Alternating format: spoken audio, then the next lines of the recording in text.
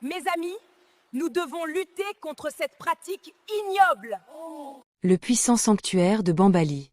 Il choisit une jeune femme tous les 5 ans pour en faire sa épouse. C'est un honneur qu'aucune famille ne peut refuser. Les familles dont les filles ont été choisies ont reçu des cadeaux et du respect. Mais la fille mourait toujours. 3 jours dans le sanctuaire. Et ils emportèrent un corps enveloppé dans un linceul blanc, mort. Cadie était en colère à ce sujet depuis qu'elle était en âge de comprendre. Elle en parlait sans cesse au marché, au ruisseau, pendant les festivals. Elle répétait à qui voulait l'entendre que ce rituel était un meurtre. Sa mère la fit taire. Son père la mit en garde contre le respect des traditions. Les autres filles l'évitaient car elle les mettait mal à l'aise.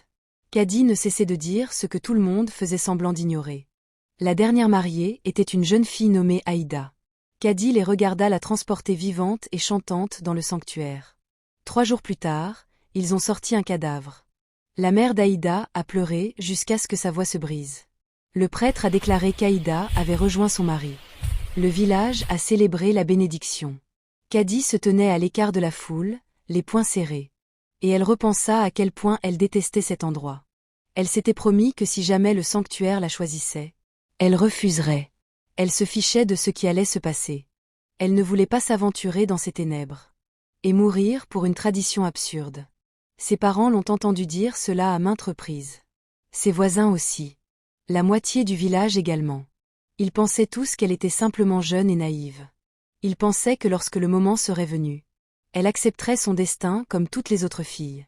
Cadie avait 25 ans lorsque le tambour s'est remis à battre. Elle se trouvait à l'extérieur de la propriété familiale. Le bruit du pilonnage de l'igname lui donna la nausée. Quelque part à Bambali, le prêtre marchait vers une maison. Une jeune fille était sur le point d'être condamnée à mort. Et tout le monde appellerait cela la sélection divine. Au moment où le soleil toucha l'horizon, le prêtre se tenait dans l'enceinte de la famille de Cadie. Il portait une robe blanche et des coquillages au curry autour du cou. Derrière lui venait la moitié du village.